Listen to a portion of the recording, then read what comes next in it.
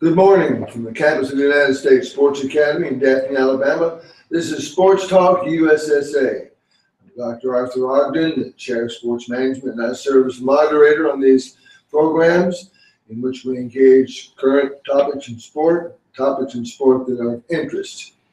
The panel this morning is Dr. Fred Cromartie, who is the Director of Doctoral Studies, and Dr. Brett Simmelmacher, who is the Chair of Sports Coaching. I don't know how many of you have decided to take your families to a ball game, whether it be professional or collegiate, or to a hockey game, but you realize it's not a cheap venture.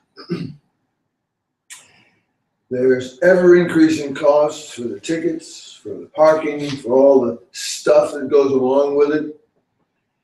And a family of four has a couple of very serious considerations to make. One, do we go? Or two, do we not go?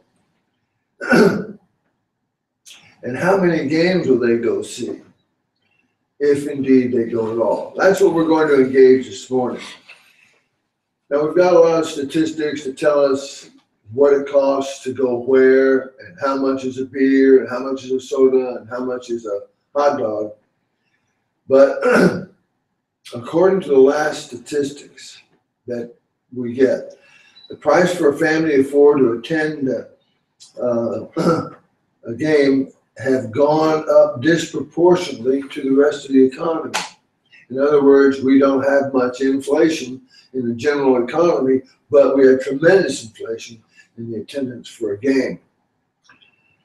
This also affects game attendance. I don't know how many of you have bothered to watch some reruns on the Sports Center, baseball games, but if they're popping out home runs, there's a lot of empty seats out there, right, Brad? Yes, sir.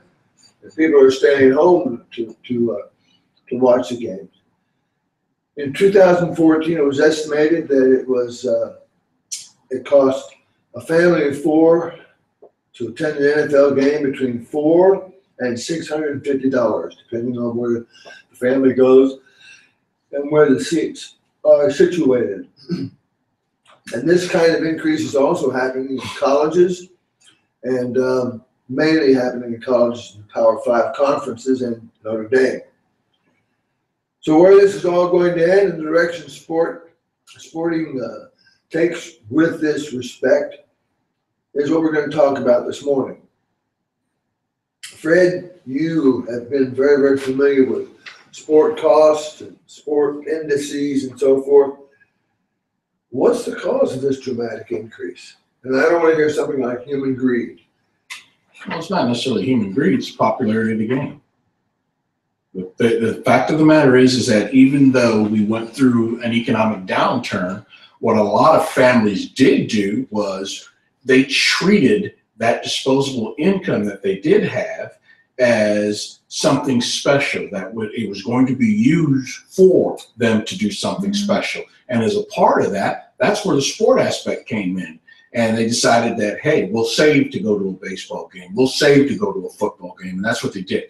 Now, sports themselves realize that, and they understand that the popularity of sport didn't diminish during an economic downturn. It increased ever more.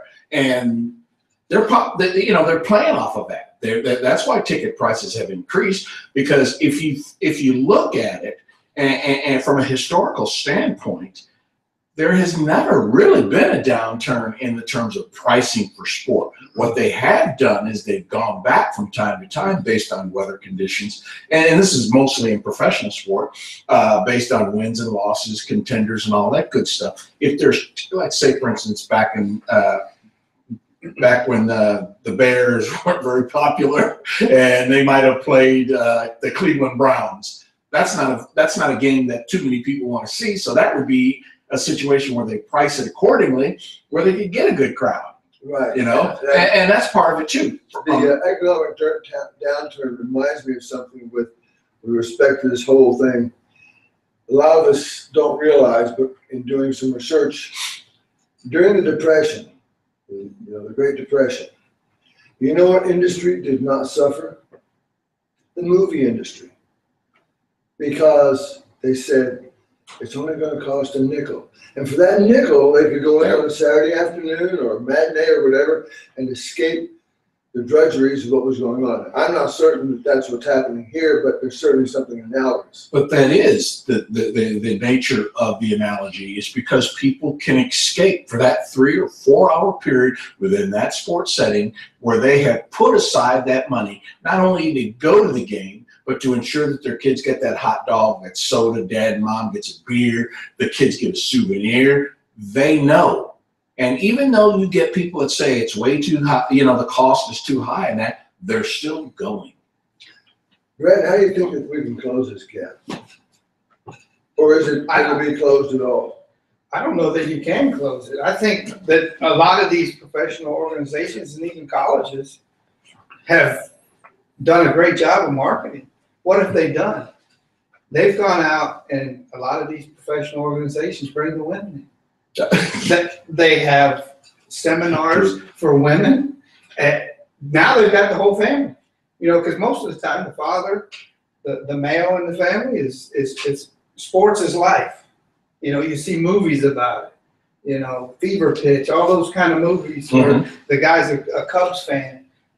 Now what are they doing? They're reaching out to the other part of the family, and if mom and dad are both wanting to go to a ball game. The market was there. The NBA was the first one to discover that. Well, the NBA discovered women really went after it. And I remember, I don't want to interject myself in too much. My first head football coaching job was in a small town north of Wichita, Kansas. And I had, during the week of 2 days, in the evenings, I would have seminars. On Mondays and Wednesdays, I had the moms in. And Tuesdays, Thursdays, I had the dads in. Friday, we had a picnic. And then when we had our Saturday scrimmage, the dads could call plays. But what I did with the moms was educate them about what was going on.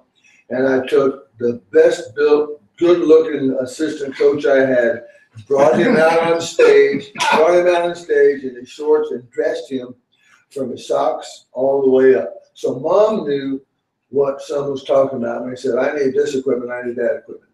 You know what? We had a great year that year, but because the moms got behind the program. So all of these sport organizations are realizing, hey, women are a market we haven't even bothered to tap. The NBA, I think, was the first one to really do something about it. The NFL, I think, has been somewhat Neanderthal because they still treat women like, I don't know if you read about how they're treating women who are cheerleaders.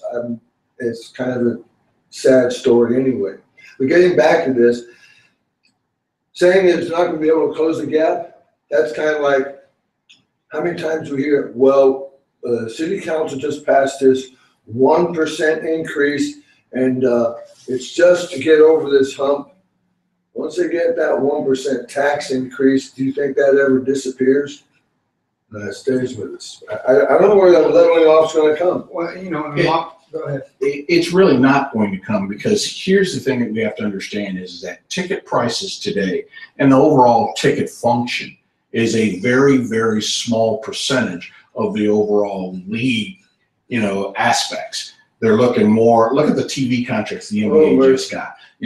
All of these entities, look at the disbursement in terms of TV revenue, bowl revenues, and that the NCAA is getting ready to distribute to member institutions. The NCAA doesn't distribute anything. Well, from the CFB.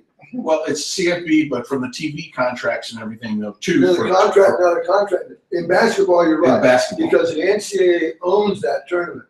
But everything else is owned by the Power 5 conferences or the members of the CFP, College Football Playoffs. And they're doing a little bit of the distribution, but the biggest distributions from the NCAA right now are from the one AA or the FCA playoffs and the March Madness. Well, the figure just came out. They're getting ready to distribute, $18.1 million. That's a pretty good amount of money. Well, the ACC did better than that. Well, to those small member institutions, that's a good amount of money. The other aspect of it in collegiate sport is that They adopted that whole concept several years back where they started building luxury skyboxes. Oh, yeah. So the other aspect of that is who's that go to? It doesn't go to us, the general consumer. It goes to corporations. That's the same thing in basketball venues too. They have all kinds of special packages set up for big money donors and spenders. So, you know, in retrospect, when you and I can't take our family to see a ball game, but let's not take out though, we can take them to see a ball game. It may not be a professional setting, but there are plenty of minor league ball games that's very, very affordable and a great deal of fun. And we got it right here in Mobile Bay Bears. And the next move is, and I found this out today, listening on NPR, they were talking on the money market, they were talking about how the price of flat screens has gone down. Do you know you can buy a 60-inch now at some place like Walmart for less than $700? Yeah. 60-inch, that covers a whole wall. Well, and and- you know, I'm thinking, To put it out there even more in terms of offering sport at an affordable price, you got the NBA that just came out yesterday that says that they are going to offer one game package deals Right. on cable television Right. for $6.99 a game. Yeah. So if there's a game that you want to see during the week and you don't want the whole NBA package or anything like that, you can pay that $6.99 for that one time, Yeah. and you get to see that game that night. And for those consumers that might be smart, they might pay that $6.99 in DVR, because if it's a late night game, you might not stay up and watch it. however, sometimes they put filters on Yeah, it. sometimes, yeah. You can DVR Yeah. it, but it'll only stay on there for like 48 Yeah, hours. yeah, or 48 something hours. like But that. still, you know, they're trying to do whatever they can to reach out to the consumer, but to garner that disposable income, you know, take it from that consumer Oh, any absolutely. chance they get. That's what we teach in sport marketing. You Yeah. taught sport marketing, I've taught sport marketing, and our job is to get into those pockets and get what they want to spend. And sports doing it. Yeah, and sport does it. It's really ironic, I think, and having taught ethics for so long, I don't know if it's an ethical question, but it certainly is a question of personal value. Per capita in this country, we spend more money on sport and entertainment per capita than we do on education, to the tune of almost 110% over and above. I mean, that's phenomenal. Everybody gripes about having a mill levy increase Right. for schools, and that may amount to like $48 a year on whatever property it is. But people have no problem at all for paying $150 a month for cable TV. But what's the first thing they do when the school district is struggling financially? What do they threaten? So they threaten to take away the Athletics. sports. They threaten away to take athletics, pay to play, and it's just a vicious cycle. Well, it's just very strange because, you know, when porn stars are making more money than fourth grade teachers, there's something wrong with the value system.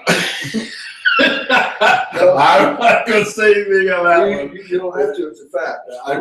It's a statistical fact. There's something wrong with our value system if we're willing to spend more money on that than we are on education. I'm not saying that particular fourth grade teacher was worth whatever salary she was making or he was making, but the point is, when you take a look in terms of tax dollars, what we spend on entertainment per capita, as opposed to what we spend on education per capita, the disparity is, you know, tenfold. It really, really is bad news. And I think that we're close to being out of time. We want to thank you for tuning in today. Yesterday, we were originally scheduled, but could not be here because several of us were across the way in Mobile, speaking with various groups. And we do invite you to continue to send in the suggestions to sportstalk@usssa.edu with your ideas and suggestions. And we're close to starting football season, and everybody is rather excited. The SEC and the ACC, what's ACC? The All Candy Conference, that's right. And the big, however many there are in there, they call them 10, but there's more than 10. So we have a problem with that. And then there's the Pac, was it the Big 12? But they don't have 12. So apparently some of these people have a difficulty with lower level math. And we'll see what happens this year. It's going to be an interesting year.